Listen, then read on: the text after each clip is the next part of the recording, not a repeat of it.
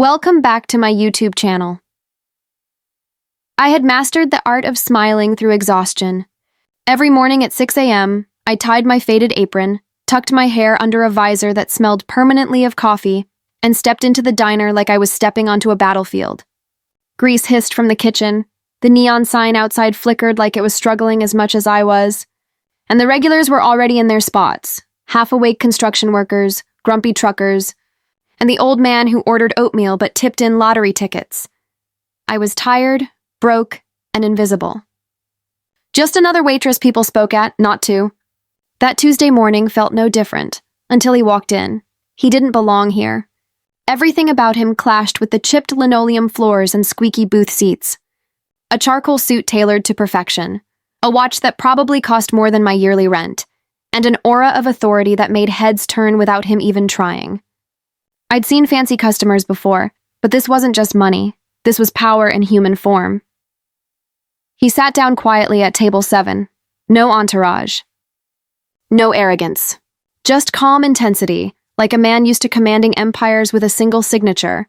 I approached with my usual line, "Good morning, coffee?" But my voice cracked halfway. He looked up for the first time, and for a second I forgot to breathe. Not because he was handsome, though he was, but because his eyes held a loneliness I recognized. A kind I'd seen in the mirror when rent was due and hope was late. He nodded without speaking. I set down his coffee and turned to leave, but something slid out of his briefcase, a document. He clicked open a pen and signed it with swift confidence. My eyes landed on the signature, my body locked. No way. No possible way, that signature. That exact slanted J, the flick at the end of the last name. I'd traced that signature with crayons as a child, just to feel closer to a man who never came home. My heart pounded so loud I thought the whole diner could hear it. Dad. The word wasn't spoken, but it screamed inside me. Before I could stop myself, the words fell out of my mouth. "Sir." "That's my dad's signature." The pen froze midair. His eyes shot up to meet mine. Confusion first, then disbelief, then something deeper. His hand trembled, and the glass of water beside him slipped from his grasp, shattering across the floor. The entire diner went silent. We just stared at each other. And in that moment, I knew my life was never going to be the same. The crash of the glass jolted the room into whispers, but neither of us moved. He didn't blink, didn't breathe. It was as if the entire world had paused, waiting for one of us to speak. My hands trembled around my notepad, the one I'd been doodling tips and grocery reminders in moments before. But now I wasn't just a waitress. I was a question mark in human form. He slowly stood up, towering over the table, yet somehow looking fragile. He wasn't angry. He wasn't dismissive. He was shaken, truly shaken, like a man watching a ghost materialize in front of him. "What did you say?" His voice was low, restrained, but I heard the panic under it. I swallowed hard. "That signature, it belongs to my father, Jack Reynolds. Does that name mean anything to you?" Silence stretched like a tightrope between us. His jaw clenched. His eyes searched my face as if trying to stitch together the past and present. He whispered, almost to himself, "It can't be." My manager, Linda, rushed over, muttering about safety hazards and shattered glass. But the CEO lifted a hand subtly without looking away from me. She froze mid-step like he'd just cast a spell. He turned to her with firm calm. "I'll pay for the damages." "Please give us a moment." Linda glanced between us, confused but obedient, and walked away. The other customers pretended not to stare, failing miserably. He gestured toward the booth. "Sit." It wasn't a command. It was a plea. I hesitated. Every instinct screamed that this was absurd, dangerous, surreal, but curiosity overpowered caution. I slid into the seat across from him. He leaned forward, elbows on the table, studying me like I was a puzzle he regretted leaving unsolved. "What's your name?" "Emily," I answered quietly. "Your mother's name?" "Susan." His breath hitched. He closed his eyes, and in the smallest, most unexpected voice, the kind no billionaire should be capable of, he said, "I knew her." My pulse thundered. 1,000 emotions crashed inside me. Hope, anger, confusion, longing. My throat tightened. "So who are you?" I asked, barely able to form the words. He didn't answer immediately. Instead, he reached into his briefcase again, pulled out a faded leather wallet, and carefully slid out a photo.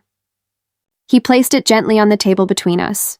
It was old, weathered, a Polaroid of my mother, young, smiling, standing. Beside him, his arm around her, like they were more than strangers, like they were once something real. I stared at the photo, then at him, and in that moment, I knew this wasn't just a coincidence. This man wasn't just a customer. He was a key to a past I had been denied, and maybe the beginning of a truth I wasn't ready to face. My fingers hovered above the photograph like it might burn me if I touched it. My mother's smile in that old Polaroid was brighter than I had ever seen in real life. She looked alive in a way I hardly remembered, carefree, radiant, loved. And beside her, this man, this billionaire CEO sitting across from me now, wasn't the polished titan of industry. He looked young, raw, and unmistakably happy. A knot formed in my throat. How did you know her? I asked, my voice barely a whisper. He didn't take his eyes off the photo. We met when I was nobody, he said quietly. I was just an intern with a cheap suit and big dreams. She worked at a bookstore. I used to pretend I needed recommendations just to talk to her. He gave a small, bittersweet laugh. I'd buy books I never read, just to hear her voice. The image of my mother laughing behind a counter, teasing a flustered young man in a wrinkled tie, flashed in my mind, like I'd stepped into a memory that was never mine. What happened? I asked. His expression shifted, regret shadowing his features. I got a job offer overseas? It was everything I'd worked for. I promised her I'd come back. His voice cracked. But life happened. One promotion led to another. More money, more pressure. I lost myself in ambition and I let her go. Anger pricked beneath my skin. She raised me alone, I said, bitterness slipping through. She told me my father left before I was born, that he never cared. His head snapped up, pain flickering in his eyes. She never told me, he murmured, devastated. I didn't know. The diner felt too small then. Too loud, too exposed. We were two strangers sitting across a table, bound by blood and history, yet standing on opposite sides of a chasm built from silence.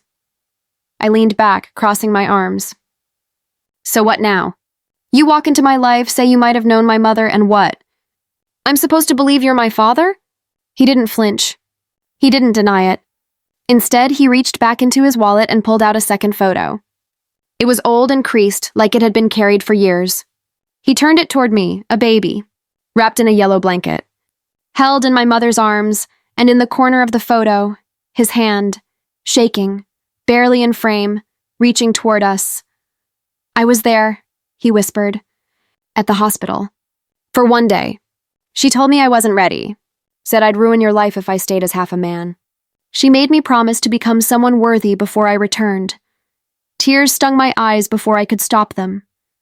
I didn't know whether to scream or reach for him, because for the first time in my life, I wasn't sure if I'd been abandoned or protected. I wiped at my eyes angrily, refusing to let him see me break. This man, this stranger, had walked into my diner and in 10 minutes flipped my entire existence upside down. Part of me wanted to jump across the table and hug him. Another part wanted to throw that photo in his face and walk away forever. He seemed to sense the war inside me because he didn't reach out. He didn't beg. He simply sat there, hands clasped tightly together, like a man waiting for a verdict on a crime he already knew he was guilty of. Why now? I managed to ask, my voice thick. Why today? Out of all the diners in all the cities, you just happened to walk into mine? His answer wasn't what I expected. I wasn't here for coffee, he said. I was here for you. The world tilted. He reached into his briefcase again, slower this time, and pulled out a thin manila envelope. He slid it across the table toward me, but I didn't touch it. What is that? I asked cautiously. Everything I've been trying to find for the last 3 years, he said. I hired private investigators. I searched records. Your mother changed her last name twice. She wiped her tracks. He exhaled shakily. But I didn't stop. I looked down at the envelope, then back at him. You expect me to believe that? No, he said softly. I expect you to open it. My fingers hovered over the clasp. I hesitated, then slowly undid it. Inside were documents, neatly organized, Birth records, old addresses, deposit receipts, photos, letters addressed to names my mother must have used, notes written in familiar handwriting. At the bottom of the stack, I found a newspaper article. A headline dated nearly 25 years ago. Local woman found unresponsive in motel room. Newborn missing. My heart stuttered. I looked at him sharply. What is this? He stared at the table like the memory was too painful to meet my gaze. She left me a voicemail that night. Said she was scared. Said she didn't know if she could do it alone. I rushed to her, but I was too late. She had disappeared. He paused, swallowing hard. With you, a chill ran through me. My entire childhood, every move, every new town, every late-night whisper from my mother that some people can't be trusted, suddenly took on a darker meaning. She wasn't just protecting me from poverty, I whispered. She was hiding me, he nodded once. From me, from everyone. And I don't blame her. The diner noise faded into a distant buzz. It was just us now. Two lives colliding after decades of parallel existence. He finally looked at me again, and this time, I saw something I had never seen from anyone before. Not pity, not guilt, but reverence. Like I was something sacred he didn't believe he deserved to touch. I don't want forgiveness, he said, and I don't expect you to accept me. But if there's even the smallest chance that I can earn the right to be in your life, I'll spend whatever time I have left trying. My chest tightened. I had spent my whole life wishing for answers. Now they were staring me in the face. And I didn't know whether to feel found or exposed. All I knew was this: nothing would ever be simple again. I didn't answer him right away. I couldn't. My entire life had been built on the belief that I had been left behind, unwanted, forgettable. Now this man was telling me I'd been searched for, longed for, chased across time and distance like a missing piece he refused to give up on. It didn't erase the pain. It didn't fix the years I spent wondering why I wasn't enough. But it made something inside me shift, just slightly. Like a door I'd welded shut had been nudged open by force. The diner suddenly felt too crowded. Too loud, too public for truths this fragile. Come with me, he said quietly. It wasn't a demand. It was a request from someone who had spent a lifetime giving orders, but was now learning to ask instead. I hesitated, glancing toward the kitchen. Linda was watching me from behind the counter, pretending to wipe down the register. She raised an eyebrow as if asking if I needed saving. For the first time in my life, I didn't want saving. I wanted clarity. I untied my apron and laid it on the seat. I'll be back, I called to her without looking. She didn't believe me, and honestly, I wasn't sure I believed myself either. He walked beside me but kept a respectful distance as we stepped out into the morning air. The city buzzed like normal, cars honking, people rushing, life oblivious to the fact that mine was splitting in two. A sleek black car waited at the curb. Of course it did. He opened the door but didn't usher me inside. He simply waited. Letting me decide, I got in. He followed and the door clicked shut like the sealing of fate. For a long moment, neither of us spoke as the car pulled away from the diner. My world, greasy and familiar, faded in the rearview mirror. Where are we going? I finally asked. He turned slightly, his expression calm but earnest. Someplace quiet. Somewhere I can tell you everything without interruption. I studied him, searching for any sign of deceit. But all I saw was a man terrified of losing something he hadn't even truly gained yet. Minutes passed in silence until I found the courage to ask the question, burning at the back of my throat. Did you ever marry? He exhaled slowly. No. Have other kids? He shook his head. No. A strange ache bloomed in my chest. So, I'm it? He looked at me with a tenderness I wasn't prepared for. You were always it. I didn't know what to do with that. I didn't know how to hold something that heavy, that vulnerable. So I did the only thing I could. I looked out the window and let the truth settle inside.